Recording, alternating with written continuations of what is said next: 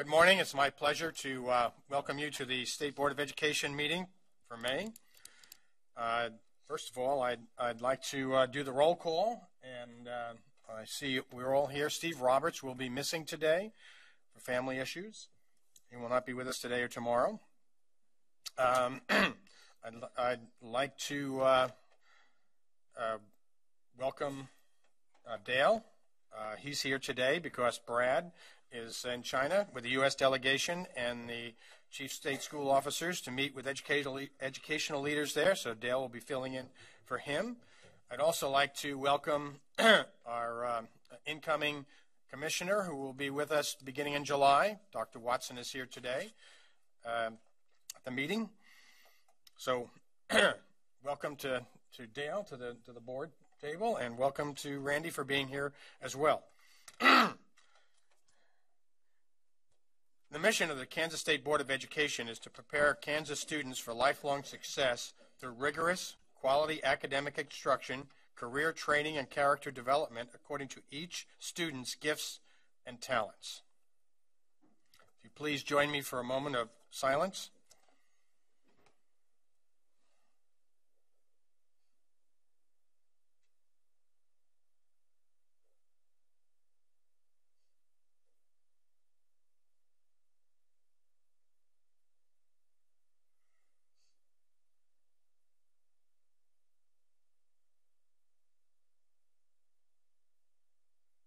Thank you.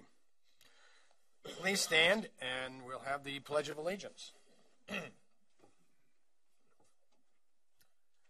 pledge allegiance to the flag of the United States of America and to the republic for which it stands, one nation, under God, indivisible, with liberty and justice for all.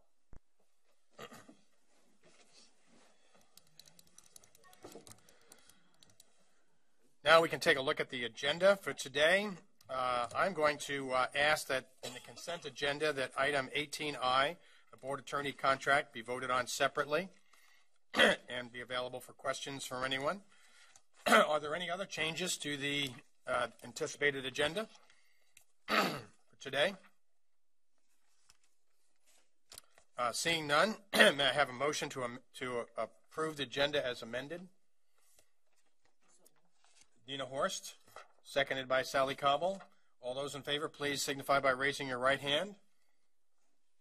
I have a 9-0 vote. I guess I should ask, is there any opposed? We have a 9-0 vote. Okay. Are there any corrections or additions to the minutes from the April State Board of Education meeting? If not, may I have a motion to approve the minutes as presented? Thank you, Ken Willard, seconded by Dina Horst. All those in favor, please signify by raising your right hand. Those opposed, same sign. 9-0 vote. Thank you. Happily, or maybe not, but there'll be no commissioner's report today. We've waived it for Dale, and Brad did not want to do it on Skype over the. So we'll move along quickly without a commissioner's report and look forward to that in June. Our first agenda item today is an update on early learning programs. Gail Stuber, early childhood coordinator, and members of her team are here to give us an update on the early learning programs that support and promote our board, goal number 4, on best practices in early childhood education. Thank you and welcome. I very much appreciate being here and letting us present and share the work that we've been doing on your behalf. You have 3 handouts. You have the presentation, but you have one handout that is the action plan. This was 2 years ago when you designed and developed the goal 4. We were asked by Brad to develop an action plan to implement that goal. And we jumped right into it, made it very colorful and pretty, and it addresses not only the goal but the 5 objectives. As part of this plan, we have the 4 people on the team, and I'd like to introduce them before we get much further. Janet Newton is our Parents as Teachers coordinator. birth to 3 with some 3 to 5. Vera Straub-Rentier is our early childhood special ed coordinator. She provides services and oversees the services for preschoolers with disabilities ages 3 to 5. Colleen Riley is, of course, our fearless leader, the team director, and we have one other member who is Ryan Weir. He is at a conference right now on early childhood data, but he is the data coordinator that supports our work. So after we developed the plan, one of the pieces that we shared with you last year was all the work that you do to support the action plan. This year we have a large piece of paper that shows the work that you have done across 2 years. The first page is 2013-2014. It is aligned with the months of the year and also the sections of the birth through grade 3 continuum in early childhood, which is birth to 3, 3 to 5, kindergarten through 3rd grade. And some of them are for all services. The next 2 pages break them down by the different objectives. So I want to thank you for the work that you have done to support our work on your behalf. As we looked at implementing the action plan, KSDE has the Kansas MTSS framework that provides the framework for our work. It helps us use data to make decisions. It uses evidence-based practices, and it helps also implement the vision of school readiness. One thing we believe, and I believe that your goal 4 supports us in doing, is that early childhood is the foundation for K-12 success. And as you can see on this slide, there are many pieces that build the early childhood part of the continuum, which starts at birth and goes through grade 12 and on into 20 in the workforce. We have family engagement and partner standards that are aligned with and linked to the PTA standards that are there for K-12. We have Kansas Early Learning Standards, what children should know and be able to do if they're in a quality early learning program. Birth to 5, linked to and aligned with K-12, Kansas College and Career Ready Standards. The Kansas Multi-Tiered System of Support, as I've already said, is the framework for the work that we do. Early childhood plays a part in the accreditation process for schools supporting the work in K-12. And we are already a part of the longitudinal data system because today we are going to be sharing some of the results on the data that we collect for our different early childhood services programs, which are Parents as Teachers, birth to 3. We serve approximately 11,700 to 12,000 children. We have IDA Part B, which is early childhood special ed services for preschoolers ages 3 to 5 who have disabilities. The Kansas Preschool Program is for age 4 only, and it serves about 1,200, under 1,100 to 1,200 children.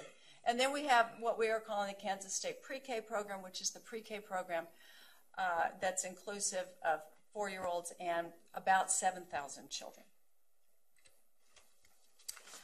Janet Newton is now going to come and share some information for you on family engagement and parents as teachers. Good morning. Families. We love our families. And that is one of the pieces that KSDE, along with the board, has always emphasized the importance of meaningful engagement with our families, not only in our early childhood programs, but in our K-12 system as well.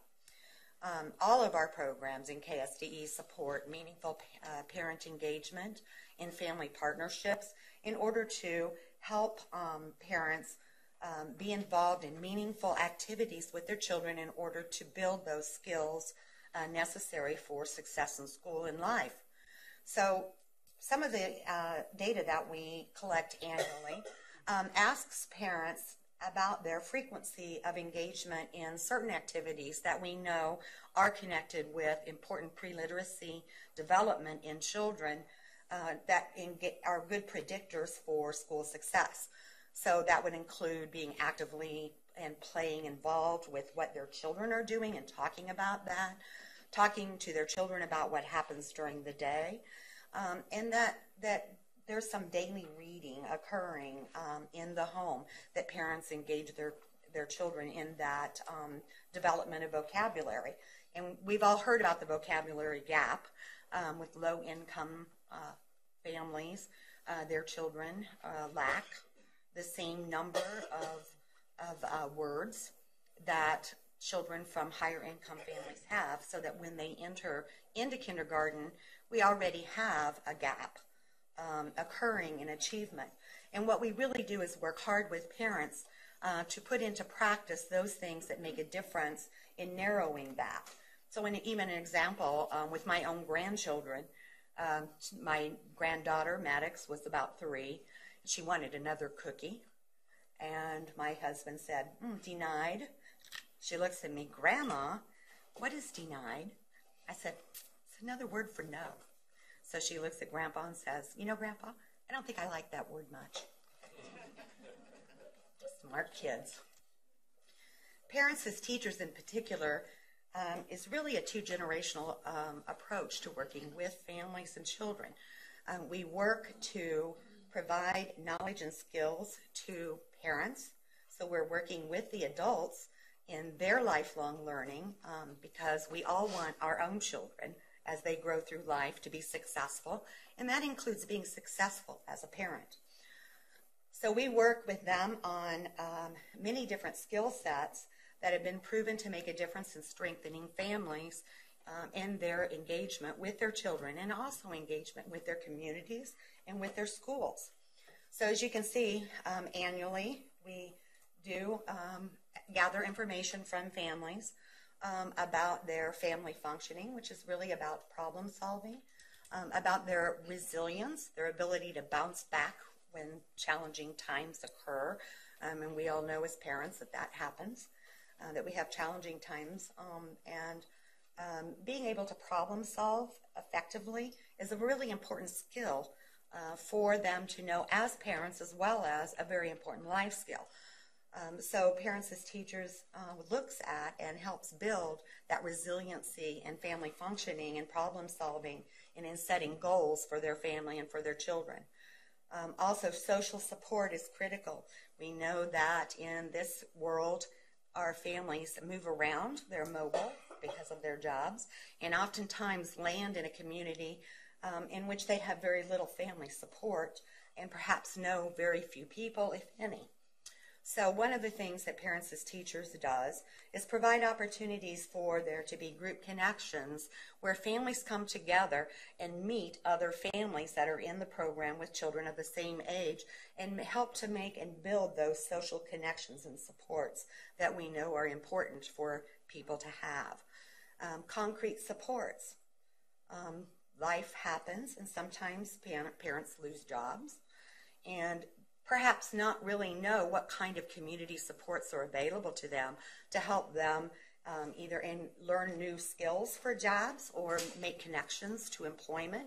So Parents as Teachers has always been one of those critical connectors to help families make those connections with the different kinds of supports in their community that can help them either get those job skills, help them find childcare, get them involved with the public library, and any numerous types of activities. But we know that when families are solid in their supports for employment, for being able to put food on the table, to have a house in which to live, in which to raise their children, then they can then attend to better those skills needed in order to be parents and make good decisions for their children.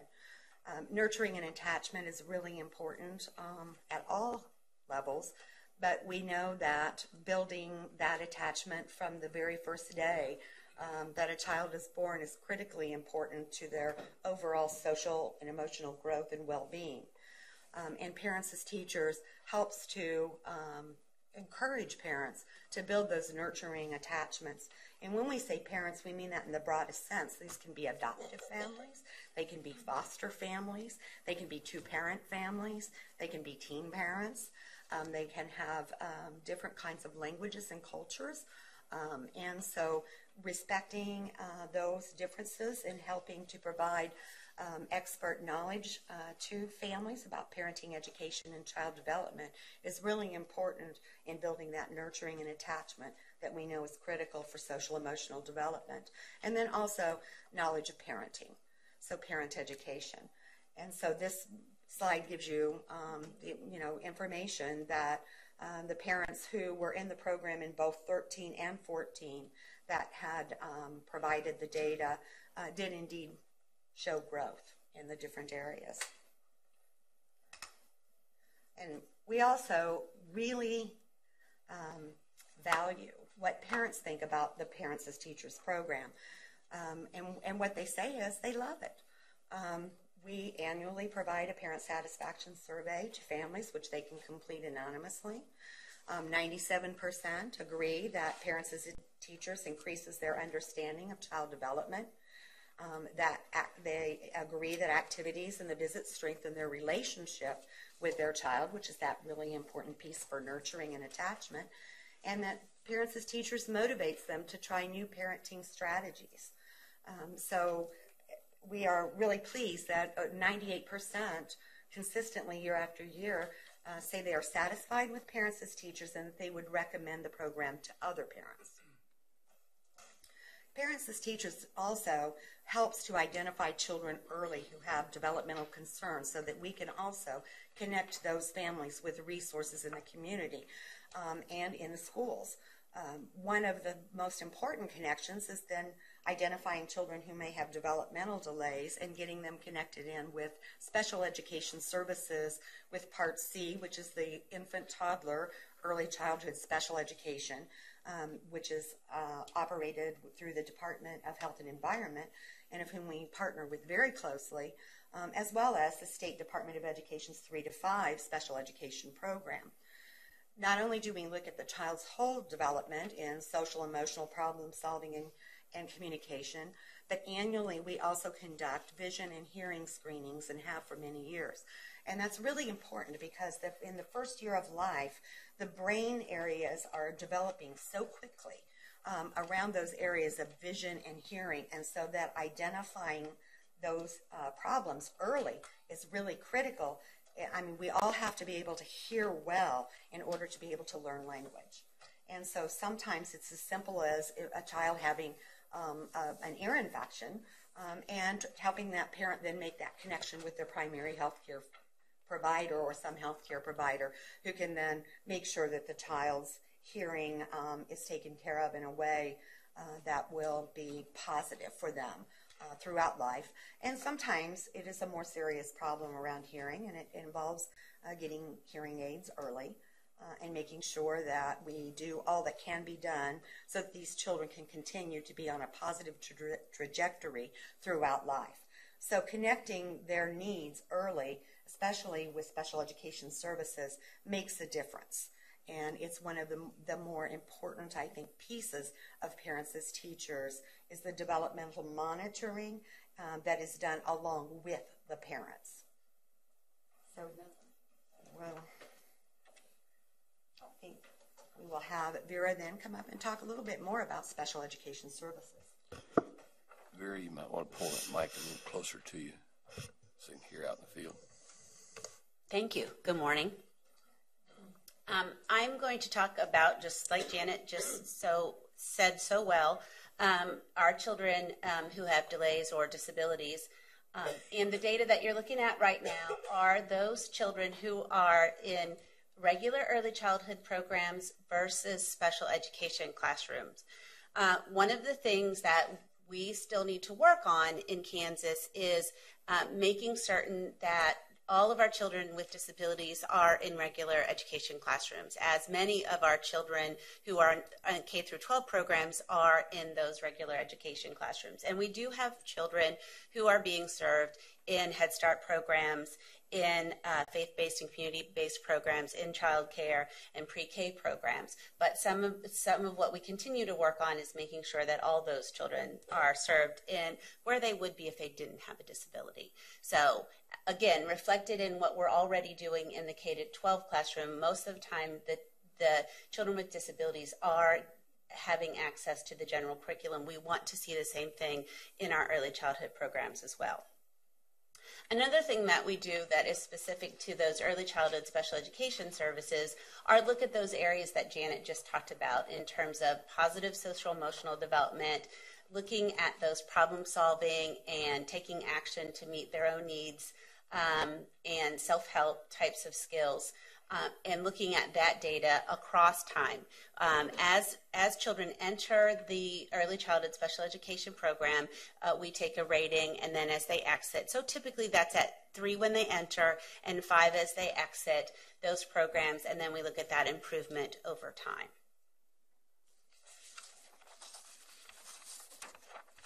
And I'm going to turn it over to Gail. As you can see, they do improve over time. And these next 3 slides are from the pre-K program, which is inclusive of some of Vera's children, children who are at risk, and children who are typically developing in other ways. And this is just a snippet of what we look at. We look at social skills, and this is comparing when they come in the fall, and then what they do when they leave in the spring, that we have teachers doing observations using an instrument called the Kelly 4. And the examples for social skills are things like, can they follow directions? Do they play well with others? Do they collaborate? Can they adapt their behavior? Some of the information and pieces that Janet and Vera were talking about. Do they participate? And as you can see, many more children are usually or always having stronger social skills by the end of their pre-kindergarten year, which is helping them be more successful as they move into kindergarten.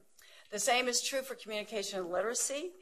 These, by the way, are all of the Kelly 4 items are aligned with the Kansas Early Learning Standards, so teachers are looking at children in relationship to the standards that Kansas has developed and tied to the kindergarten standards. So can they retell a story? Can they write their name? Can they recognize their name? Do they recognize a few letters, both in familiar and unfamiliar words? Can they produce rhyming words? So it's the range of communication skills.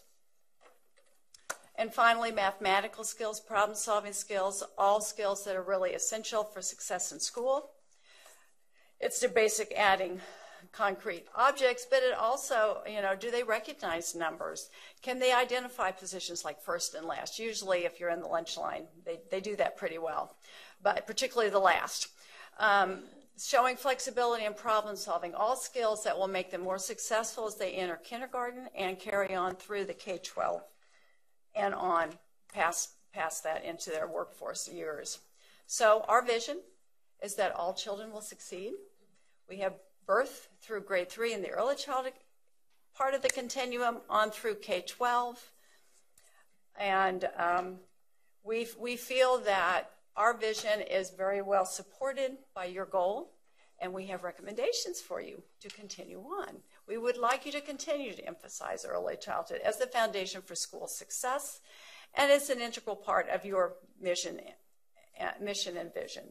To continue to support all KSD programs that promote family engagement, to ensure that families are partners and engaged in their children's learning and education. And finally, to continue to promote and advocate, as you have done, for continued universal early childhood programs, which would include all-day kindergarten, as we did last year, implementing evidence-based practices within the Kansas MTSS framework so that the work that we do on your behalf is quality. And with that said, here are our pictures, so you won't forget what we look like, and we all stand for questions. Well, thank you very much. Dina Horst. Thank you. My question is, I would imagine you could probably answer, but it has a lot to do with parents as teachers. Well, we have the and the whether there's an income qualification. Could you tell us a little more about how parents, if there is qualification, how they access parents as teachers? That's one of my questions. And then I have another one.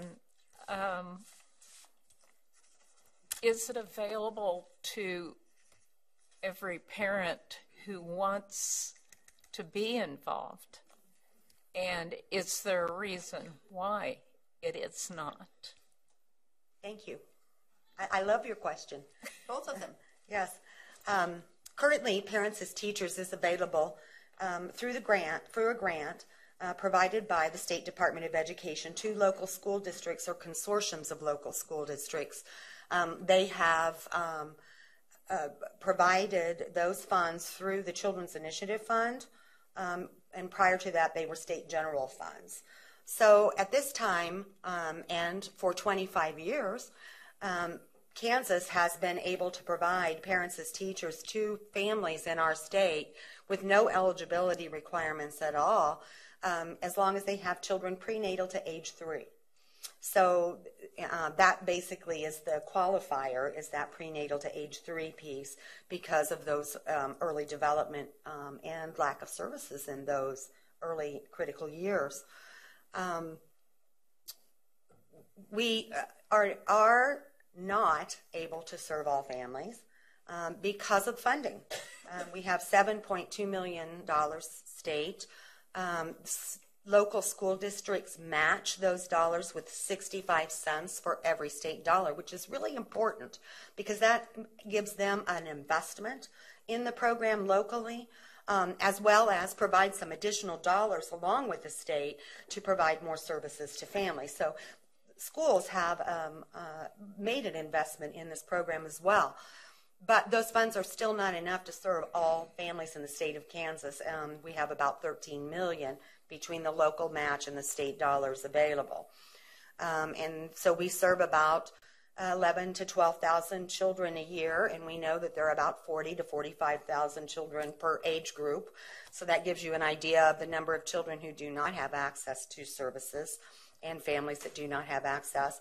We have 1,200 families on our waiting list. It's 1,100 some, but that's pretty consistent year to year. Again, because we're not able to have additional funds to provide services to more families. We feel it's really important. The department, as well as the Board of Education, has always felt it's really important not to have eligibility requirements because all parents, regardless, have questions and concerns about being a parent, and they all want to be the best parent that they can be. We've had lots of folks who are attorneys who say, I know a lot about law, but when I brought my baby home from the hospital, I was scared to death. I had no idea what to do. And Parents as Teachers was really a valuable service for them. So we also know that families, regardless of income, can have all kinds of other at-risk factors, and they don't have a risk factor R stamped on their forehead. And low income is only one of many factors that can cause families challenges and children challenges. And we know that children who have developmental delays or disabilities are not only born in families that have low income. They can be born in any family. And it's really one of the big pieces of Parents as Teachers, again, is that helping parents understand child development, to do those developmental screenings along with the family to make sure that any concerns are identified early and that those connections are made to services available to them in the community. So at this point in time, it's probably a long way to answer your question, but we believe very strongly that the program be available to all families. Local school districts, though, because of the limited funding, can prioritize and often do prioritize enrollment in the program because they can't serve all. So many times they do look at first-time parents, teen parents. We certainly reach out and try to connect with homeless families and with families with social services, foster families. So though we don't have a requirement to prioritize, local programs do. And Mr. Chairman, if I might just ask a clarifying question. Do all districts offer Parents as Teachers? I wish. That's kind of what I thought. We have about 168 districts providing Parents as Teachers, and we have big holes, primarily in the rural areas. And as school funding has been cut, one of the unintended consequences is that, the match can be both a good thing and a bad thing. It puts that local investment there, but it's, it gets tighter. They also lose their local match and their ability then to provide the service. And this is particularly true of our rural areas. Right. And I appreciate you clarifying some things because I knew that from being a legislator, but I thought it was important for everyone to know that in case they didn't already. Thank you. Thanks. Kathy Bush. Thank you, Mr. Chair. Actually, I had similar questions as Dina as far as the parents as teachers and the Come back up. I feel like. just, and I think you've answered most of it, but you indicated that there's not really eligibility requirements. Yeah. But as you look at, and evidently different districts can kind of establish their own methods, but what are we doing to recruit some of the families who have a tendency to not know some of these things are available that also need these kinds of services? Because some families could readily access these services, and other families are less likely to. So what can we do, maybe, to reach that other population? Question. We work a lot, parents as teachers programs do, within their local communities. Making those connections, again, between family and services available is one of their primary goals in the Parents as Teachers program. And as part of that, it's important for them to reach out to all populations, and we really emphasize that. We have very strong partnerships in our communities with social service programs who oftentimes then refer families to the local Parents as Teachers programs. We make sure that we build strong partnerships with our Part C, which is that tiny K infant toddler services, because sometimes children come to them, they're not eligible for the developmental services, but they're on that borderline. So if they can get some parenting, education, and child development services through a program like Parents as Teachers, perhaps it can keep that child from having to get special education services that are on that border. So again, it's about building relationships. This whole program is about building relationships and building relationships with those service providers in the community that can provide referrals to their services is key to that happening. And they really work very hard at that. Because again, we know that it matters that we reach all families and making those connections with homeless shelters, domestic violence providers, etc. So that's how it happens. Okay. And I just have a follow-up question on accreditation. I'm not sure who spoke to accreditation. But mentioned it. Yeah, I know you mentioned it. So is accreditation looked upon where if they're part of a school or a school system, they're involved in that accreditation process? And early childhood has been in the rubrics that are being developed in the relationship piece, actually. Okay. It's not accrediting as far as community child care or Head Starts or anything like that, unless they're within the school system, in which case they would be included. So it's more within the school yes. component. Okay, thank you, and I appreciate your presentation. Thank you. Dale? Just a brief comment so the board will know. This is very important, I think. Parents as teachers has to be matched locally at 65%. For some, that's very difficult. The other piece is the 4-year-old at risk. We have no additional funds for expansion of that program. We have people request it, but the funds, there's no additional funds available for that purpose. It's actually been the same funds for 5 years now. So we have not been able to add that 7,100 children. It's about the same. Sally Cobble. I have 3 questions, Mr. Chairman. Sure. You know, one of my concerns has always been about the classroom teacher and their expectations of this children at appropriate teaching. Correct. The way we have written our standards, I'm asking this as a question. Sure.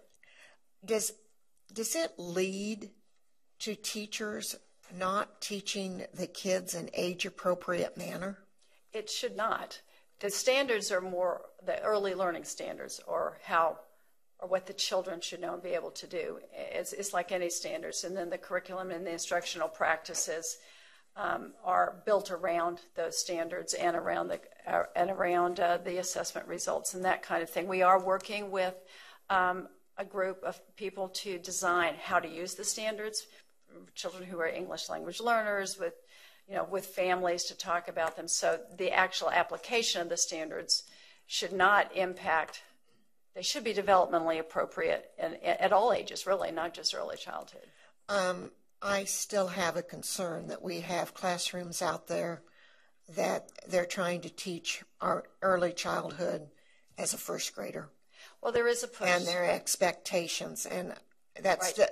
It isn't anything that I want a program cut or anything for that. It's just my concern that the children are not being taught at age appropriate. Have you thought, or is there any programs, and I think some of it comes from, sometimes principals understand kindergarten, which is very much like, but I'm concerned about our kindergarten classes too. But the people that are supervising and evaluating these teachers, do they have the background that they need for evaluating The early childhood programs?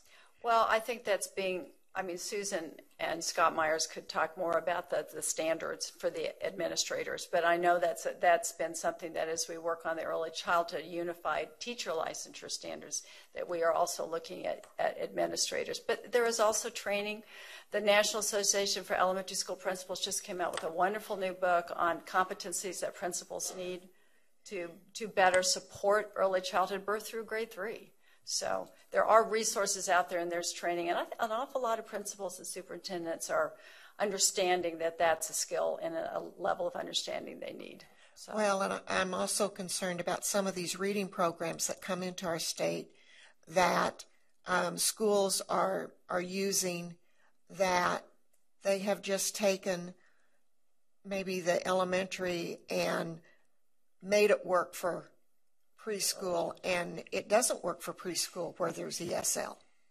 Yeah. They don't have that, so it's a concern of mine on that. And the matching funds of the 65%, are you finding that programs on the parents as teachers, are you finding that these, are you seeing schools cut the program because they don't, is it a victim of the budgets? I believe it is, but I'm going to let Janet give you specifics on that. I would really say that in the last couple of years, we've been pretty stable with our parents as teachers programs across the state. And that's, I think, a lot has to do with the knowledge that the early childhood programs matter, and that parents as teachers matters, and that we have kindergarten teachers who speak up and to their local boards and to their administrators and say, we can tell which parents and which children have participated in parents as teachers because the children are more on target, because the parents are more engaged in our school system, and they're more willing and really take an active role in partnering with their child's teacher to provide those supports at home to align the learning. So, there's a lot more awareness out there, not just with parents as teachers, but all of the early childhood programs and how they are building that foundation for lifelong success. So we're kind of stable right at the moment. Thank you. Jim Porter.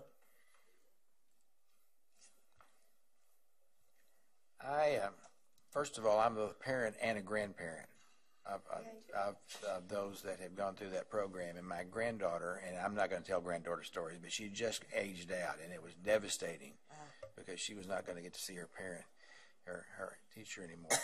I attended a meeting across the street that was full of parents and little kids when they were concerned about the the funding and being cut for this program. I can give you all sorts of anecdotal information that I think is important, but are we being proactive to tell the story, to be proactive so that the decision makers understand the importance and the impact of the parent-teacher program in a way that we can avoid that sort of thing in the bad? I don't want to criticize the decision. I want to make sure that they are aware, that everyone is aware of the positive impact, because the story that you told about kindergarten teachers can identify, I know that as a fact, but do others know that? And are we presenting our story effectively? We're sure trying. And I think part of that is presentations like this, to be able to say, here's the data that we have, we know the program works, and to provide information and answer questions. But I think a lot of it also is partnering. The State Department of Education, I think, partners very well with our local Parents as Teachers programs. We have a very good relationship with them, and they have a Kansas Parents as Teachers Association, which is really an advocacy arm, and they're the ones that kind of led getting families to talk to their legislators to provide that education that you are talking about. Certainly, we provide the education that we can. Local programs have been very active. And parents are so critically important. I mean, they're the ones this program is for. And it really, programs just let them know. And parents took the initiative to make those contacts with their legislators to say, and to make sure that they understood what this program meant to them. So I think one of the things I lift up about early childhood programs and education really as a whole is that we're all about relationships, and I think that is a key piece of the education component as well. Thank you. The others have asked the other questions that I had. Our final questions are from Janet Waugh. Thank you, Mr. Chairman. I'm a strong supporter of this. My daughter used Parents as Teachers, and it was a wonderful program. Most of my questions have been asked also. But one thing I did want to ask, and maybe this is for Dale, I don't know. Dale, at one time you told us that, this has been several years ago, that they really didn't even use all the money because the districts couldn't make the local match. Is that still true? It's a challenge for a few. That is true. As the budget gets tighter, you're going to put your money where you have to. And there's been a few people districts dropped the program because they couldn't pay the match. But it wasn't because of the quality of the program or the program was very successful. But it's a matter of choices. And but it's affected some districts. Well, I know that lots of districts have cut other things to maintain all-day kindergarten, preschool programs, and stuff like that. But onto the preschool programs, how many districts in the state offer preschool programs? Well, the state pre-K classrooms are 181 districts. Some districts, some of the smaller rural ones, are starting childcare and preschools within their community because there are no preschools. There are many communities and even some counties where all they are family childcare. There are no childcare centers or more organized, structured. What is the funding on these? Parent tuition for the most part. Some of them have been using, if they have the funding and the criteria is met, title money. But for the most part, it's a preschool. Just like I happen to know, it's what I represent.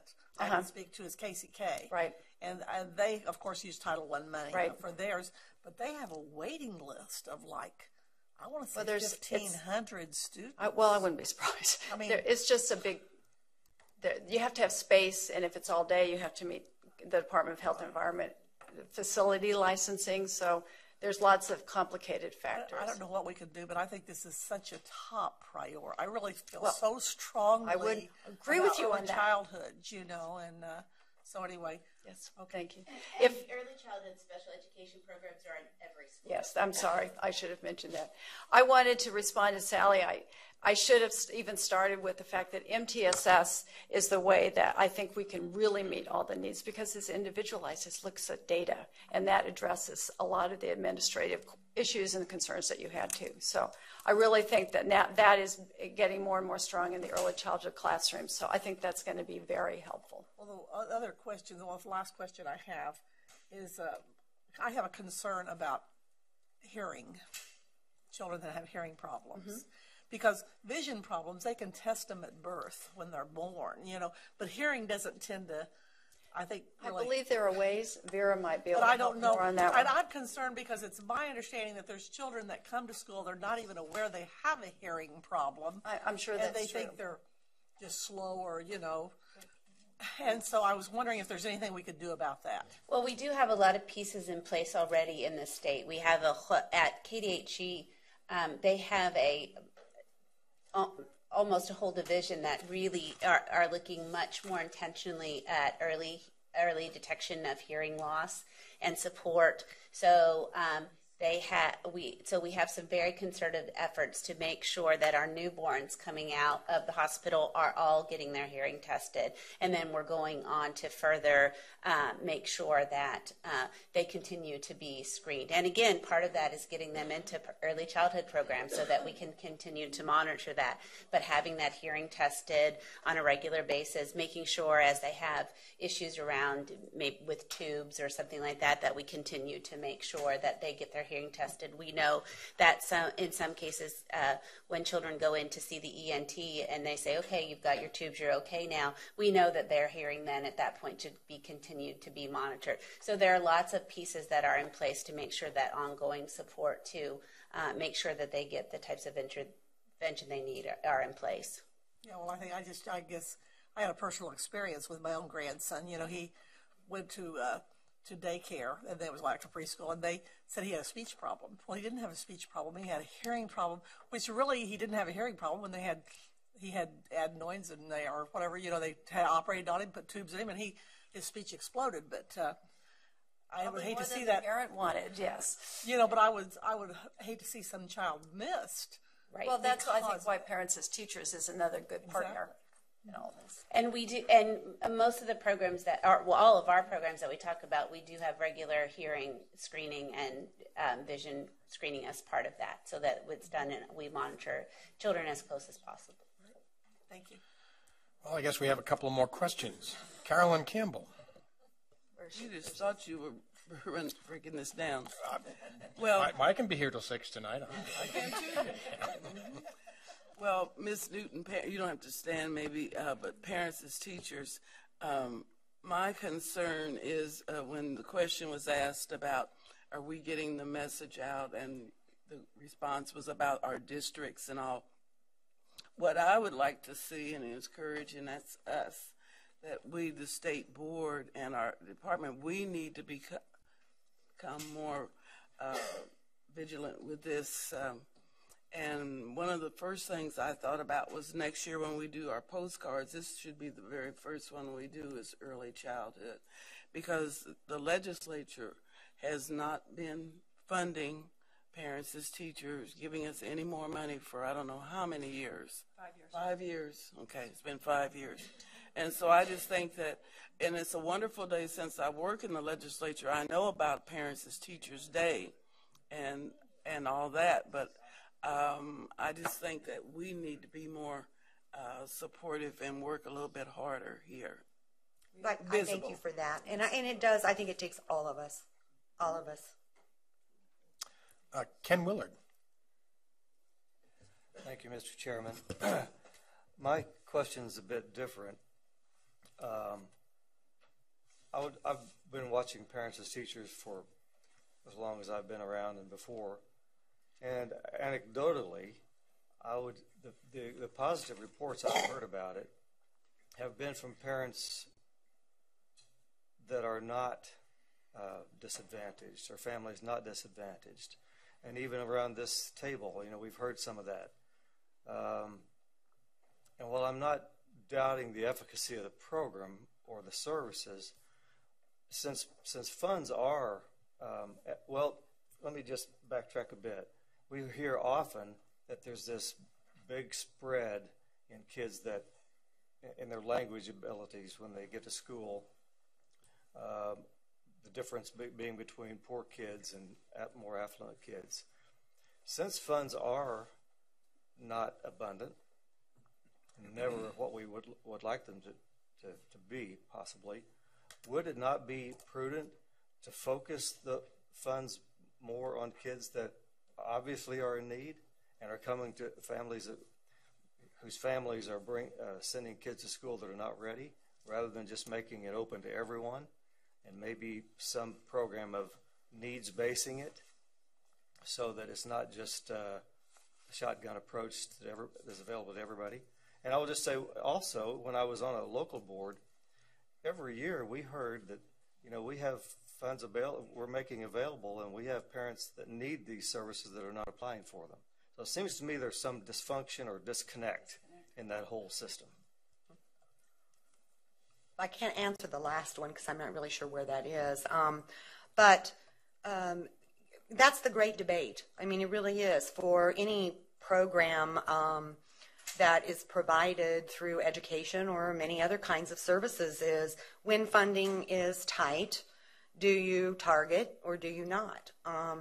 Again, up to this point, the State Department of Education has stuck with the universal approach, believing that all families can benefit from parenting education and knowledge of child development regardless of their income. We do find families who have risk factors that are not tied to income who enter into the program. For example, substance abuse, domestic violence, maternal depression. And so, again, it is a very tough question to answer. And, again, it's a policy question. And at this point, the department's chosen to stay universal for those reasons. But then when you look at, I think, the sliding fee scale that Dina brought up a little bit earlier, at what point do then families not be able to access the service, because at what point can they really afford it? I can use my own daughter as an example. I hope she doesn't mind, so I won't tell you her name, but she's college educated. Her son will be 2 this summer. He was born 5 weeks early. She has a job, a good job in business. She has health insurance. It's okay. Could be better. But because of his premature birth, they walked out with a share of medical bills of over $10,000. That's their share after the insurance paid because he was a preemie. She wouldn't be income, but she went to college. She has to pay student loans back. She has large medical bills. In order for her to work, she pays for child care, which is very expensive. For those of you that have very young children, you know that diapers and formula and all kinds of things, you have more medical bills that come in with being a parent. And so when you have to make really hard decisions about where you place those precious dollars, it's not any different, I don't think, than where we have to think policy-wise, where do we put our precious dollars? I think at this, it's a really tough thing to do. But would she be able to pay for parents as teachers? No, she would not. But she would not be considered low income either. So it's a tough one. I'm glad I don't actually have to make that decision myself. Well, I would suggest that if we're not seeing a steady or apparent reduction in the number of kids that are coming without the language skills they need, and obviously in need of these resources, that we ought to target it on a needs basis rather than just shotgun approach to everybody. Thank you. Well, thank you very much. It's been a great conversation.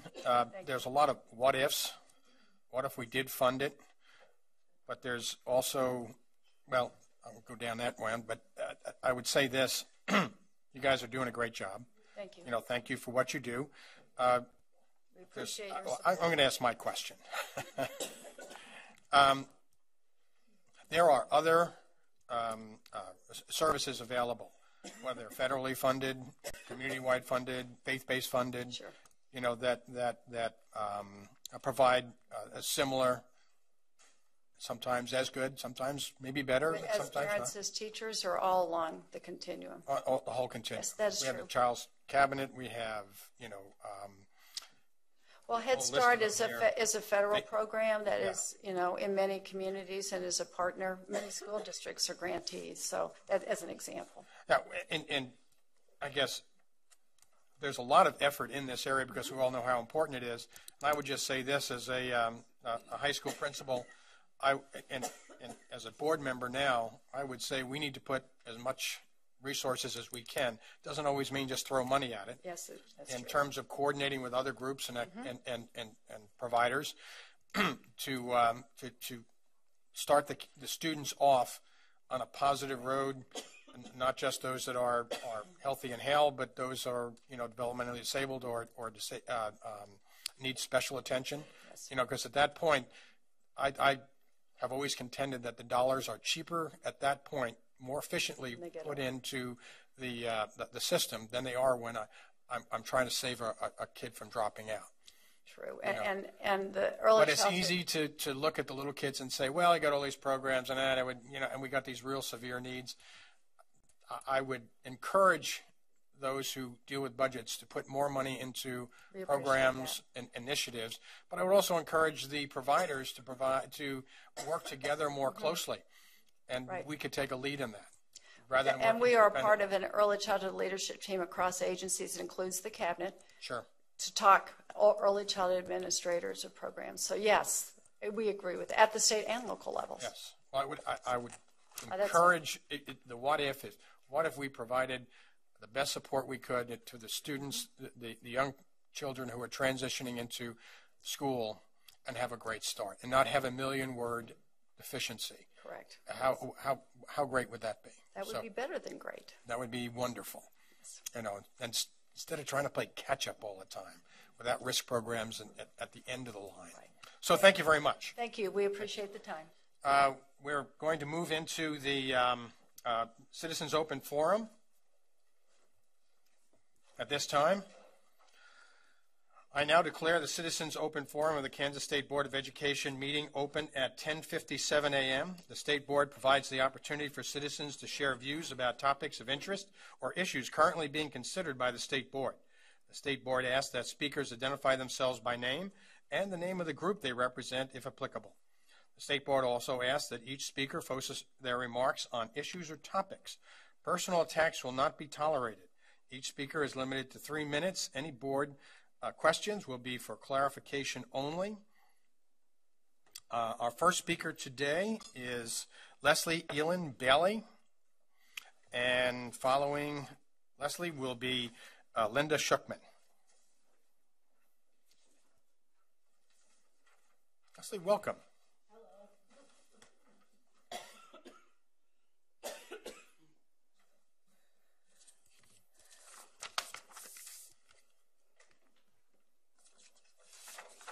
We don't start till you start.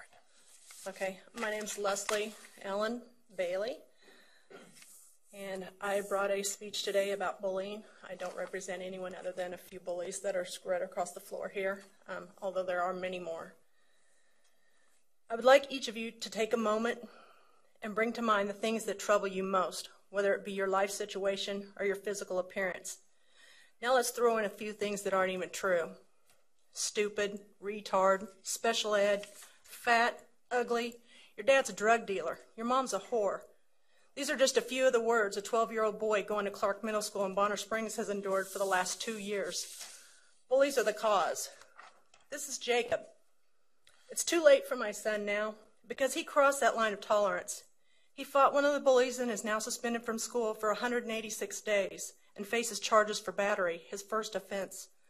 I'm here today for the kids that remain and for the future children that are getting no resolve from faculty or the administration.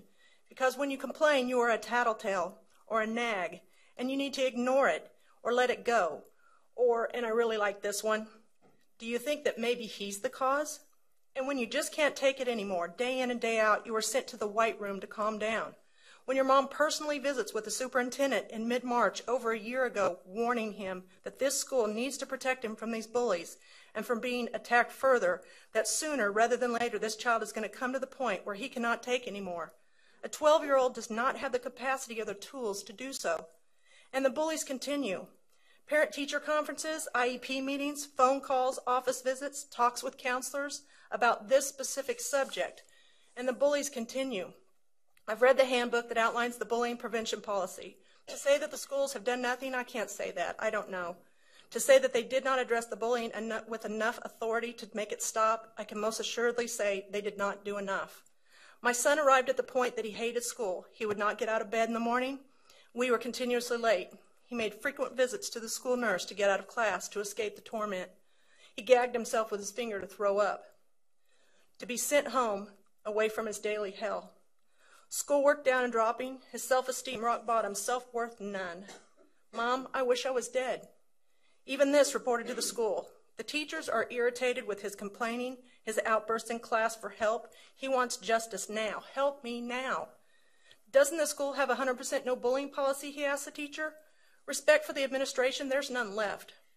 For him, for me, his alternatives, I don't want to kill myself because I think it will hurt too bad, or I might not get to go to heaven. I want to be around so I can do something good. When I grow up, like be in the army, help people. He decides that the relentless bully that has threatened to beat his ass for months, he's just going to do it because the phone call that Mom made that morning to the vice principal, warning that this is the day, the bully is doing it today, went unlistened to. He had to face the music. He decides, if I fight, everything will stop. If I have proof of it on my iPod, I will have proof for all the bullies that I'm not a chicken this time. Sounds a little extreme. Coming from the same kid who thinks he could take down a terrorist in school, maybe not. This is Gabby. This is not an isolated Bonner Springs incident. A Piper student, she attempted to take her life earlier this year, one of many, as a result of bullying. I thank God Gabriella lived. First, I ask that this board implement a better bullying policy that actually addresses the bullies by putting a stop at the source and not trying to fix those being bullied.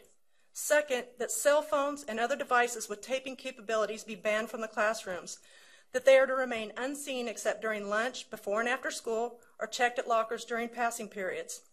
These are mere suggestions. I don't claim to know the answers here. What I do know is that I have moved up the ladder, and it brings me here today. The school system failed us, and I failed my son because parental protection stops at the school's front doors. I and my son will feel the sting of this decision, of his decision, and the situation that led us here for the rest of our lives. Bullies have and will be around. That's a given.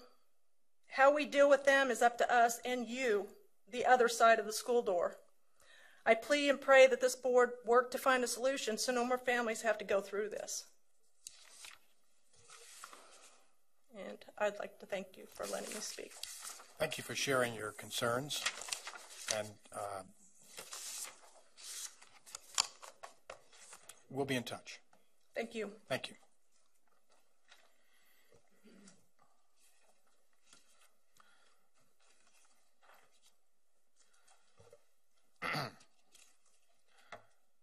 Our next speaker is Linda Schuckman.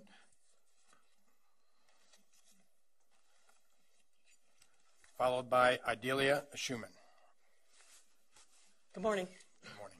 My name is Linda Schuckman. I teach high school English in Leavenworth. I also serve on Kansas Department of Education's Licensure Review Committee. First of all, I thank you for your support for the recommendations that the committee I work on makes to you every 2 months. The committee works very hard to maintain a high standard for licensure in our state, and your validation of that standard is very important to us in many ways.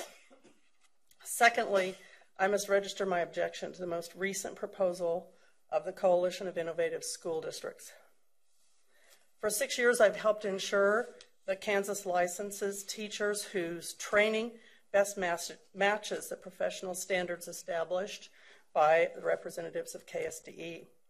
We've always held individuals accountable, not only for proficiency in subject matter, but also for proficiency in pedagogy.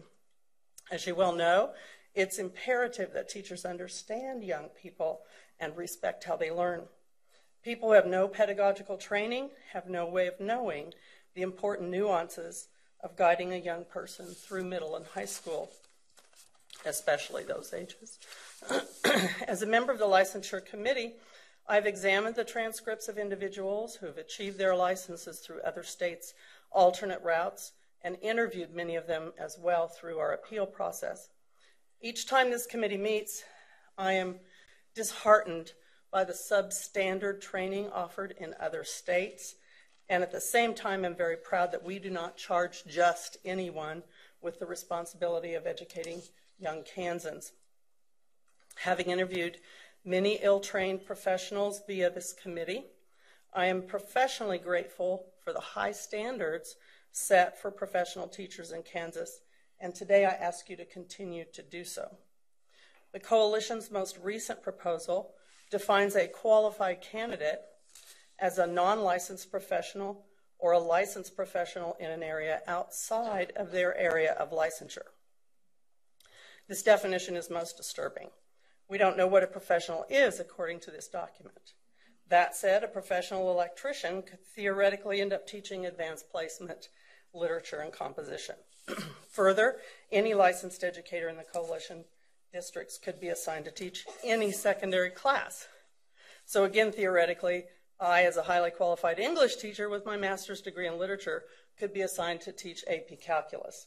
I shudder to think. Just as disturbing are the ensuing articles of the proposal that reveal the only role KSDE would play in the licensing of these professionals would be to receive copies of background checks and to report on the numbers of qualified candidates employed by each member of the Coalition. These kinds of standards resemble those of the alternate licensure program in other states. Approval of the Coalition's proposal could very well be the first step toward completely dismantling the high standards for professional educators in this state. Please continue to keep these high standards for professional teachers a priority. Thank you. Thank you. Our next speaker is Idalia Schumann, followed by Bill Geese. Good morning. My name is Idalia Schumann, KNEA Director for Teaching and Learning. And KNEA shares raised concerns by other educators and stakeholders on the recent proposal for the teacher licensure waiver submitted by the Coalition of Innovative Schools. The waiver would allow non-licensed, non-tested individuals the opportunity to teach our children. That almost brings me to tears just to think about it. I went to education because I wanted to be a part of a system that I believed was committed to educating children. And the thought of someone working with children, as I once did as a non-licensed teacher, concerns me greatly. All students deserve a teacher who has demonstrated through clinical practice, passage of professional performance assessments, full licensure by the state, and that he or she is ready to serve as a teacher of record. KNEA supports that individuals should only serve as a teacher of record after demonstrating that they are profession ready. KNEA recognizes and supports genuine, innovative efforts in public schools, school leaders, board members, community members, state leaders, and most important, licensed teachers recognize that student achievement is a direct result of innovative instruction as is demonstrated in Kansas schools every day. KNEA believes that highly qualified licensed teachers are the bedrock of a strong public school system. And KNEA further believes that the state laws that promote and protect all students should not be ignored or dismissed. KNEA advocates for the student achievement, and we also believe that parents and stakeholders would question the rationale for reducing quality education standards for teachers and teacher preparation programs. KNEA questions how eliminating duly established laws to protect quality education standards for Kansas students is innovative.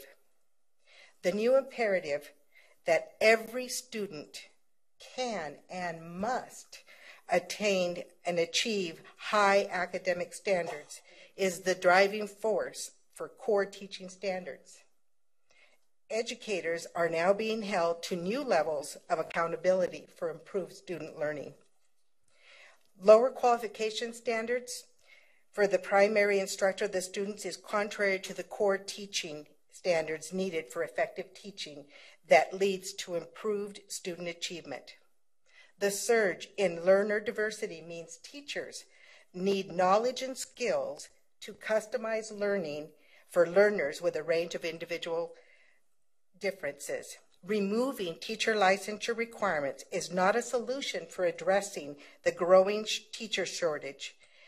In order to attract and retain quality teachers, we should look to maintaining high and rigorous standards for what accomplished teachers should know and be able to do. If this board is committed to attracting and retaining the best educated teachers, it is critical that we elevate the teaching profession rather than deprofessionalize the teaching profession. I appreciate the opportunity to address the board on this important matter, and I trust that you will make the right decision for every student of Kansas Public Schools. Thank you. Thank you. Our next speaker is Bill Geese. Bill, is that correct? That is correct. Oh, good. All right. Make sure. And followed by Mark Tallman. You've been sitting here about the same amount of time that it takes to do a test review in a third grade classroom. And I would challenge you that it might be a good idea for you to stand up. Stand up. I'm here to provide some activity information from the Kayford group. And I'm at Bethany College, and I have the great honor to teach elementary teachers with physical education methodology. And one thing I would say is that they devised this. Okay, stand here and throw a frisbee with your right hand. Now throw a frisbee with your left hand. Shoot a right-handed free throw. I'm not very good at left-handed, but try a left-handed free throw. You've just crossed the midline of your brain 4 times, which is a great value to a student. Okay, raise your toes. Raise up on your toes 3 or 4 times. You've just done some movement that you could do in a classroom without ever leaving the classroom, which is highly beneficial to a student's learning and success in the classroom. Please feel free to sit down. I don't want you to stand too long. I'm a strong proponent of physical education and the activities for the students. I taught in public ed at USC 306, Southeast of Saline, for 31 years in both physical education and language arts. I'm now at Bethany, and I'm in charge of the physical education department. And all the research I've done, my master's is from Emporia State in physical education, and all the research that I've done indicates that student success is directly correlated to student activity. Not necessarily physical education, although that's a great component, but activity in the classroom, which can be recess, which can be moving from class to class, which can be simply moving in the classroom and allowing the kids' brains to engage. I know that as I sit for an hour in any activity, my ability to think and focus seems to decrease. The statistics from all the data that I've found from research back to 1996 through 2012 indicates that the more students are active, the more they're able to perform at a higher level. Parents as Teachers, that was a great program in our school system, and I believe that quite often the ability of the kids to be active, Ballovizics is a great example, increases their reading score because it allows your brain to focus on that. And I think the clarity that activity gives a student is so beneficial. And in the younger years, you talked about spending money in the front, and it's more valuable, the dollars are more valuable in early education than trying to save the student later, is very evident with physical activity. If they learn to be physically active and increase their ability to work in the classroom physically, it allows them to be more successful as they learn. And with that, I will say thank you very much. Appreciate the time you allowed me to speak today. Thank you very much. Our next speaker is Mark Tallman, followed by Earl McIntosh.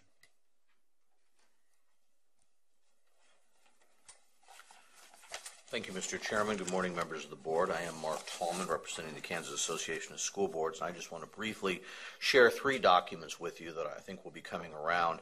The first is just an invitation you may have received. We want to remind you that we will be holding the end of the last month of this week and throughout June our annual advocacy tour, where we invite school leaders to come together and talk about major issues moving forward. We'll be focusing on your new discussion of accreditation, and we'll be focusing on where Kansas needs to go in the area of school finance. And we've tried to schedule these so they do not conflict with your state board meeting, and we would hope that you could attend. We would certainly welcome you.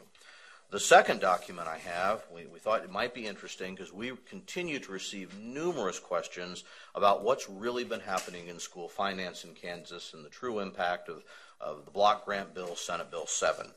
This is a document, this one-page sheet, and I've only given you the summary because it's really an interactive tool that's available on our website, where we've taken the information from Mr. Dennis, from your information about school funding, and tried to give you a history of what's affected by the block grant bill going back the past 3 years, and then looking at what was budgeted for this year and what was cut this year to help people understand that, and then the anticipated funding for the next 2 years under the block grant. The point of this is to also include not only state aid, but local funding as well from the local option budget. I know there's a lot of numbers. We've just directed that at the bottom of this, we've taken all that and converted it to a per pupil basis and then adjusted it for inflation. And this, we think, helps demonstrate, and really the back makes it very clear, where we have a little chart that shows you at the bottom what really represents general school budgets, some of the other funding, and then at the top the changes in capers. We hope this is a way that gives complete information over recent trends in school finance, and we've been receiving lots of questions, and many people have found this a useful document, and it is available for every district in the state via our website. The last thing I would just show you is another report that is just a draft, where we try to also look at recent trends in school staffing. And for this purpose, we've taken your information from the State Department.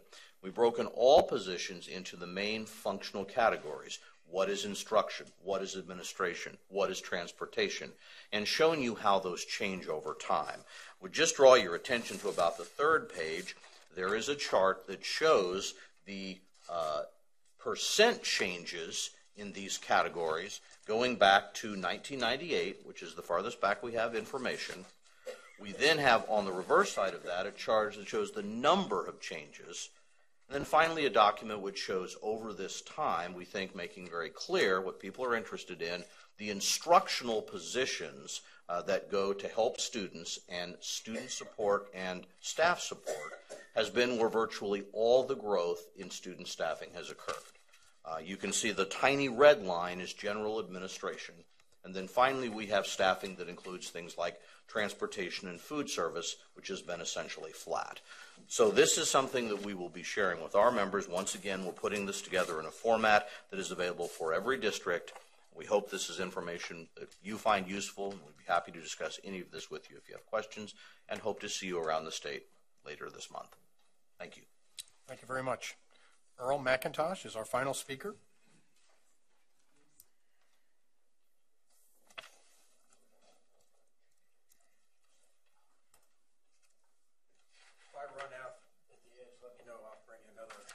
Copy of my testimony or statement. I'll explain the attachments after I read my statement. I'll just wait till everybody gets down the line here.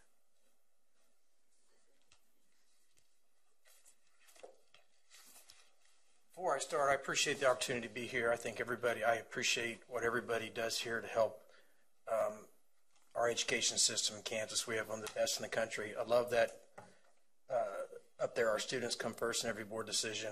And I appreciate the opportunity and the freedom and the liberty to be up here to tell you about this. I'm here to file. I'm Earl McIntosh. I'm from Topeka. I represent myself. I'm here to file a formal complaint with the Board of Education. I want to expose that the Topeka and public schools are spending hundreds of thousands of dollars on white privilege training to their students and their faculties. They're open about it. You'll you ask them, they'll say sure. They have no problem. In addition to Topeka and Lawrence, I believe other schools in Kansas are teaching this terrible, hateful ideology. If this is true, I know it's true, but I'm asking you guys to investigate. This is racism at its core. I'm asking, and I've listed 5 things here respectfully, and it's pretty forward, and I do mean it with all respect. I'm asking the Board of Education to do a full investigation because they're spending hundreds of thousands of dollars, and Topeka wants to raise our taxes. If this is true, I'm asking you to put immediate stop to this practice. I'm asking you to write a resolution condemning all school districts who practice white privilege training and forcing it on their kids. I'm asking that you guys write a policy banning it statewide and that punish anybody who preaches this ideology. This is a civil rights violation. It's ugly. It's the truth. And I'm asking you to do investigation. My proof is on the back. The Topeka and the Lawrence, and I believe other school districts, contacted the Pacific Education Group based out of San Francisco to get their information and there's a whole article about it here on here with at the bottom a website you can go and visit. This is a nationwide problem. White privilege is being taught nationwide, and I think it's wrong to teach it in Kansas. My kids, I have kids in the school system, and they are not racist. They've never had a privilege. I come from nothing. I earned what I got because I'm white. That doesn't. I earned it. I mean, I'm not a racist, and I believe almost all white people are not racist. But that's what's being forced upon in the school. We have many examples. They'll be open about it. Just please ask him. May I ask the chairman of the board a respectful question? May I ask you a question, sir? Go ahead. Does the board have a white privilege policy of any kind? No. Okay, thank you, sir. I appreciate it. And I would be happy to stand for any questions. I'm not an expert. I just want to expose this. Okay. Thank you, Mr. Chairman. I appreciate it. Thank you very much.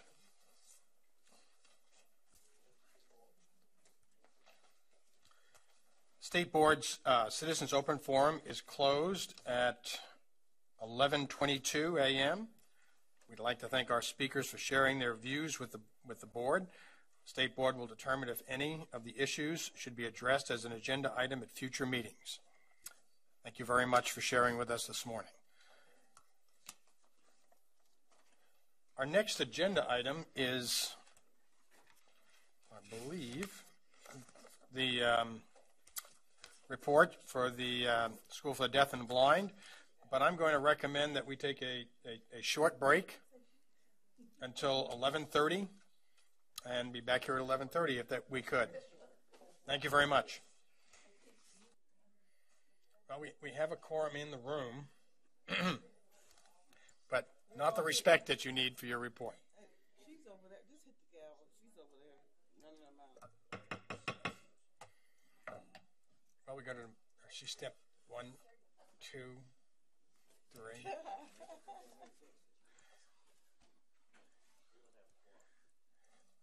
Well, actually, 1, 2, 3, 4, 5, 6, 7.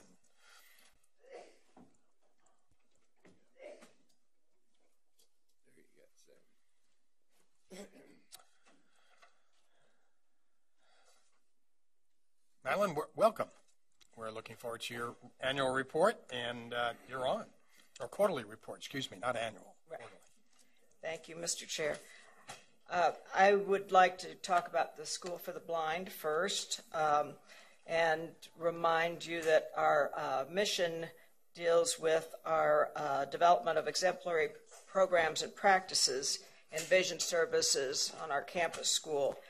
That's the first prong. And the second prong is that we want to build local capacity throughout the state via strategic partnerships with districts and co-ops. The school has been expanding its use of team teaching to promote student engagement and learning life skills and secondary teachers alike have been combining classrooms and using differentiated instruction to tailor the lessons to all of the students with diverse needs. We also are using community-based instruction, have been working with an animal shelter, and now have added the Catholic Charities in Kansas City, Kansas, where students are engaged in a multitude of activities. Transition also, we dealt with that in a way this quarter, because March is usually when we bring in students from across the state who are interested in our transition orientation and possibly that program for them the following year. This program is for students. Is this transition to the school or transition out of the school? I'm sorry. It's for the 18 to 21-year-olds who are, they've taken their high school requirements, but they're not quite ready for that next step. They need additional support if they're going to attend college or obtain a technical certificate or develop job skills. So they come on campus for that orientation in March, and that helps many of them decide whether or not they're going to come the following year for our transition program. This quarter two was one of our favorite times of the year, the Braille Challenge. We host a regional Braille Challenge. This year it was February 12th. It's a greatly anticipated event every year. It provides not only the competition among students, but also it provides families, vision professionals, opportunities to socialize, browse vendor displays, and enjoy planned activities. The contest itself, we had 54 participants this year, our largest number. They compete in Braille speed and accuracy, chart and graph reading, proofreading, and reading competition or comprehension. The challenge itself is a way to get our kids excited about literacy and to give them something where they too can compete and get prizes. The serious part of it is that there are 60 top scoring contestants from all across the country and Canada who are invited to the national competition in Los Angeles in June. And this year, Kansas had 5 students who gained the right to go on to the national competition, and 5 out of 60. I think that's pretty good for one regional. Also this year, we have been participating in the National Distance Learning Cooperative. Representatives from 20 state and national organizations come together excuse me, to talk about their services and missions. And Kansas is using the web conferencing for professional development, also for what we're calling Chat and Choose, getting together with vision professionals in all parts of the state. But in western parts of the state, this provides another solution to be able to do that without having to make the long drive, and allows us to do that more often. Our outreach department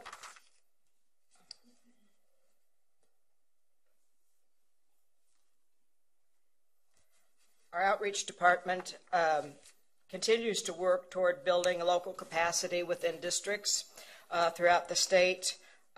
This quarter, we've had 3 regional Chat and Choose that occurred in Wichita, Topeka, and Salina during third quarter.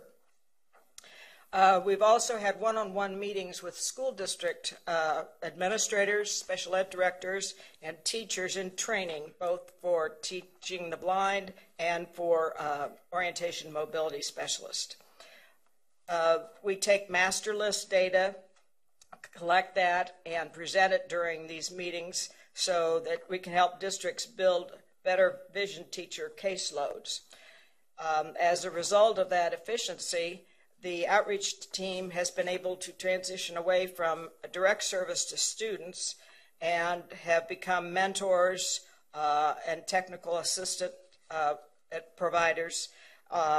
Also performed professional development workshops to both new teachers and to districts and cooperatives.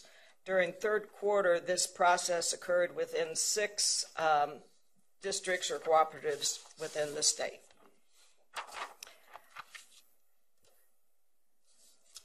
Community orientation and mobility continues to be another great way to help districts meet student needs, along with building working relationships with local and regional districts. On Fridays, these districts can transport students to KSSB, and the Outreach O&M team works with them.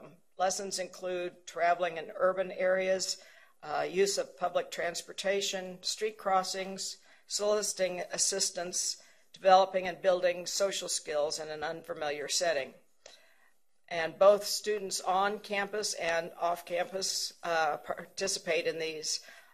During regional meetings, community O&M is discussed, and other O&M instructors in the state seek advice and lesson planning assistance from the outreach team to help them prepare to hold community O&M in their areas as well. Technical assistance requests continue to come in.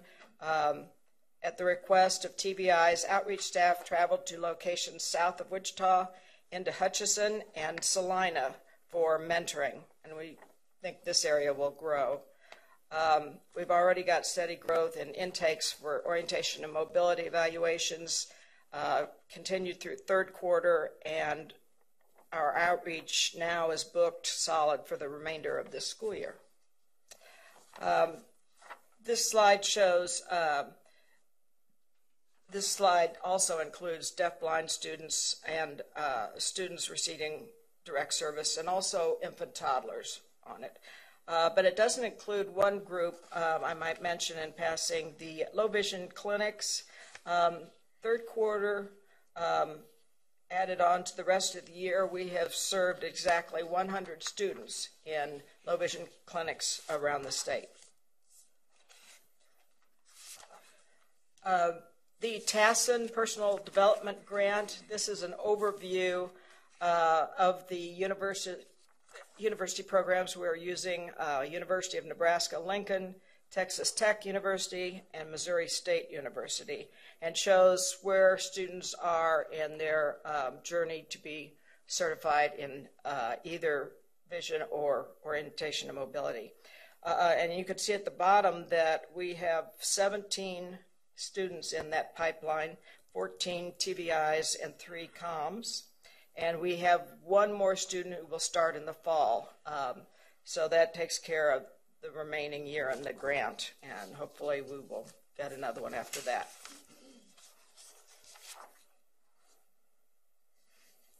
Okay, I think that's it for the School for the Blind. If there are any questions, I'd be glad to answer them. Not this time. Okay, I will start on the School for the Deaf then.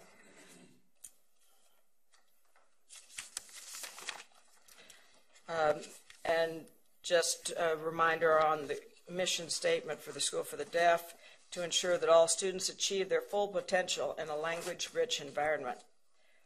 And speaking first of the bilingual department, they have added a new assessment, visual communication and sign language checklist, which was developed by Gallaudet and other universities and supported by the National Science Foundation. The assessment aids giving a child a functioning language age in American Sign Language and shows where specific goals should be developed. The bilingual specialist also has been working with the outreach team in assessing the language of students outside of KSD in order to provide comprehensive reports for parents and for school districts, and helping school districts understand what strategies, technology, and personnel they need to provide for their deaf, hard of hearing students. Workshops have established language planning for the home, and have been used to work with our parents who come for playgroup sessions in early childhood. They have been learning how to devise play activities to ensure the acquisition of both ASL and English. Transition services and dual placement. We have 10 secondary students who are placed both at KSD and at the Olathe School District. The transition coordinator works closely with the district representatives to monitor grades, behavior, accommodation, and providing collaborative support. One of the students had a very successful year this year in the culinary arts program at Olathe North. She will be graduating in May. And 2 other students are halfway through their 2-year program at the Olathe Advanced Technical Center. They are, they're in construction trades. We also toured our high school students through the center in January, and 2 new students are now signed up, one in auto tech and the other in construction trades. In March, we had a college and career fair for our students. It was our second one. It was a success because we were educating both the students and the company and college representatives as well. Interpreters were used for communication and gave students an opportunity to work with an interpreter during an interview process, also enabling the companies to see the best accommodations for future deaf employees. Our seniors were able to present their resumes to the 12 businesses that participated. They gained experience going through the interview process. Also, the high school students had an opportunity to talk with colleges about continuing their education and to businesses regarding internships and future employment. 3 of the students were offered summer internships with one of the participating businesses, and 2 additional companies offered summer employment to 2 of our graduating seniors. So a very positive, successful event. Moving on to instructional services, our early childhood center is continuing to grow with 20 students, 2 teachers, and 4 paras. Our elementary department is working on the MTSS training in the area of behavior and is close to completion. They're formalizing Tier 2 and Tier 3 supports and consequences. And at the secondary level, 2 of our students have been selected to attend the National Association for the Deaf Youth Leadership Camp. It's in Oregon, and they select only 32 male and 32 female leaders from all across the United States and internationally. And we have 2 of them going from Kansas. Battle of the Books, a group of KSD middle school students are participating in the Gallaudet University program, Battle of the Books competition. The purpose is to promote literacy in deaf and hard of hearing middle school students, to promote a spirit of academic competition, to host good sportsmanship, and to encourage critical thinking skills. Moving on now to student life, we've talked quite a bit, and you've seen our independent living apartments. We're working with the students in that curriculum. They also use a hands-on banking curriculum, and they are paid $7.25, which minimum wage, for 7 hours of going to school to emulate working after school. They have to pay bills, in quotes, including rent, utilities, phone, cable for Wi-Fi, and transportation. They have to buy other necessities, and they have to pay for their groceries while staying in their weekly budget. Outreach, I wanted to remind you about what auditory training units are with this slide. It's a wireless assistive listening device, personal FM system. It brings the teacher's voice through a microphone, transmits it through radio waves to the student wearing an FM receiver. The benefit is that it moves the teacher's mouth right up to the student's ear with no background noise. We have 245 of these units in school districts across the whole state.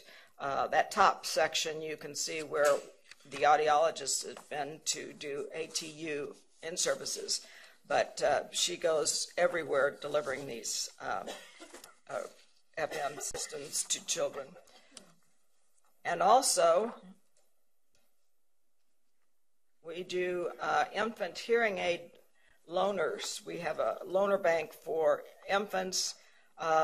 We have, over the course of the 3 quarters, done 25 visits with infants to these hearing aids, and then a total of 43 aids. The counties are shown there where there are babies who have received this help. And this slide just showing where our infant birth to 3 direct services are provided to infant toddler services with a child who is deaf or hard of hearing. She goes to these and 4 listed at the bottom on fairly routine basis, providing services through that infant toddler network. And this just summarizes some of the other outreach services that we provide on an ongoing basis.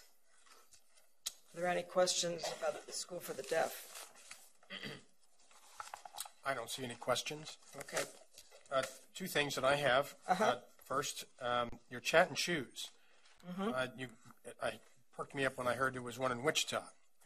I can't speak for all the board members, though I think I might be able to in this, that if you're in the area, give us a call and let us know, and if we're available, we'd certainly like to come by. Okay, I shall do that. Thank you. Thank you. Just overall, one of the things that you have stressed is the outreach, both in terms of providing an increase of services, locally. How's that going? For both schools, it's going well, and it's expanding in both schools. We're trying to get farther out with all of the services in person and using distance technology. But I think both outreach departments are excited about the opportunities to go out and meet educators and help them with any of the services that they might need. Okay. And finally, congratulations to the 5 students who we don't know, but on the Braille Challenge, going to the national competition, but more importantly, congratulations to all the students who participated in the challenge at the school. Thank you. We've seen that big event and a lot of excitement and energy that goes into that. Yes. Well, thank you very much. Thank you. It's good to see you here, and we look forward to our visit later on. Thank you. Thank you. Next item on our agenda is a report and update on the Coalition of Innovative Districts. Had a rather lengthy discussion last time, and a lot of information that was both good and interesting. And we're here today, and we have Dina as well as Randy to report back on progress and activities since our last meeting. Well, good morning. It's always a pleasure to stand between you and lunch, so I will keep this brief. But I wanted to update you on the progress that we're making in terms of looking at licensure and other things. And I really thought this morning the discussion on early childhood is so important as we think about innovative or anything. How do we get more kids involved that really need it, in early childhood? And I'll be doing some work this afternoon, hopefully, on that too. We met on April 30th, a special innovative coalition board. We met with the deans of the Regents colleges, the deans of education, departments of education, the Regents College, and representation from the private colleges in Kansas, and had a wonderful 3-hour meeting. I love Stephen Covey's work, among others, and he always says, first seek to understand. I think that was our purpose. Let's understand each other, what we're trying to accomplish, what everyone's trying to accomplish. And out of that discussion, no action items except one. The subcommittee that's working on this for the Innovative Schools, which involves Cindy Lane at Kansas City, Kansas, and Tom Trigg at Blue Valley, Dina, and Jim for the state board, they added 2 representatives from higher education to join them in a special subcommittee meeting to further discuss how to move forward together with possible looking at some licensure exemptions.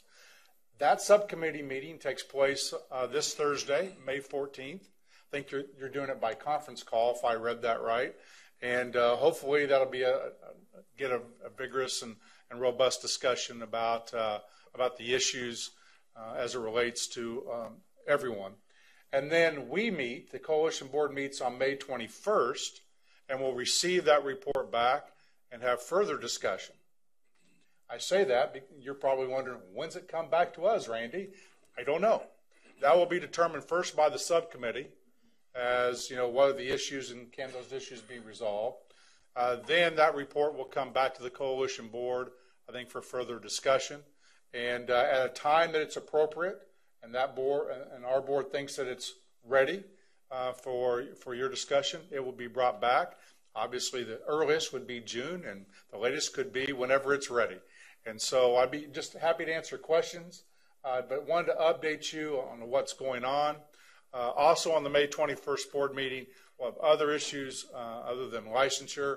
I know one of the main issues is Marysville really wants us to take a look at the 60-day window for the first teacher evaluation because of their belief that the McCrell model that they use doesn't lend itself well for a summative evaluation within the first 60 days. So we'll be having a good discussion about that also. What can I answer for you this morning before maybe go to lunch?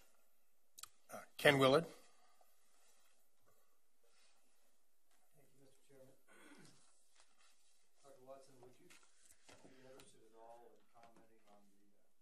Concern that was raised here today about an electrician coming in to teach English language arts under the proposals that you're discussing on the board? Certainly. I think I'll characterize what I believe the issues are, Ken, and certainly I don't want to speak for other people. I think when you look at the intention of what the coalition districts, those 6 districts, want to bring forward, and you look at the language of the open-endedness of the proposal, they're at odds in some ways because no one is talking about having an electrician come in and teach calculus or grabbing someone's nice grandmother to teach 3rd grade.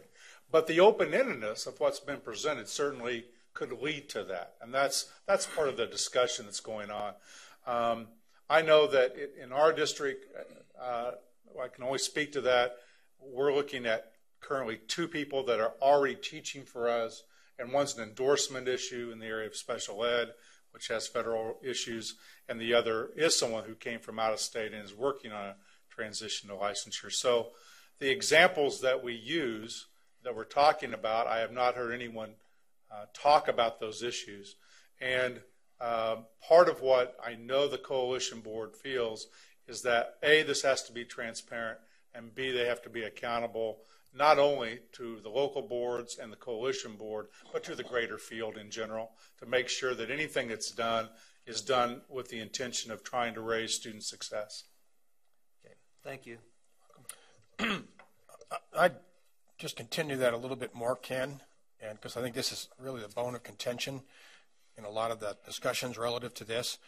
And I would say the positions that we're looking to fill are very unique to each one of the districts and the challenges that they have. And that's one of the factors that I think is really important to understand is there's a high need. This isn't just to make it easier for superintendents to manage budgets or to staff. It's high need areas. Okay. Second, they're looking for highly qualified people, not just anybody off the street, but somebody that can come in and do that role because they can't typically find someone, or there's just no one available related to the high need. The other part I think is very important, is that two other groups have to be involved in this from the start through the entire process. And that includes the local school board, and it includes also the teacher group that's in that district. And that's why to be an innovative district, to qualify, you have to have the buy-in from the local teacher group, not just the superintendent and a few people who are, maybe just want to do it. It's bigger than that. It's the commitment of the district. So if you look at it from high need, highly qualified, you look at it in terms of support and leadership in terms of the district and what they're trying to do in partnership with the teacher group, I think that's really important. Regrettably, when you're starting out as an innovative district or an innovative anything, and you're trying to accommodate everybody, it leaves open ends. And I really do appreciate the people who came forward and said, we don't want unqualified people to be in front of our students, nor do we. And we will work with that. And if there's two things that came out of this that's very positive is, one, the deans have joined the effort. They see the high need. They see the changing dynamics in the future, and they want to be part of the solution to it, not be a blocker to maintain old systems that don't support new ways. But the other thing that is really good is it's brought to attention across our state the issue that is so difficult to deal with, and that is that there is a changing dynamic out there in the world of finding folks. Holcomb's Yucatin's challenge and KCK's challenge are two different challenges, but still the same place. And that's putting a highly qualified person in front of those students to provide them the success that they need, the opportunity for success. So, I think the conversation is really good. The deans are I'm not going to say they're on board, but they want to be part of the solution, and the Innovative Coalition wants them to be part of the solution. And that's going to happen. And it's going to be very transparent. And that's where we are right now. The transparency has probably got us yelled at by a lot of people, which is good because the conversation is out there, and parties are there. So whether it's USA or KNEA or the School Board Association, the state board, local boards, teacher groups, we're all in this and we're trying to solve a problem. And the word here is together. I think that's really important. So, Dina, do you have anything to add to what's taken place? Well, the only thing I would say is that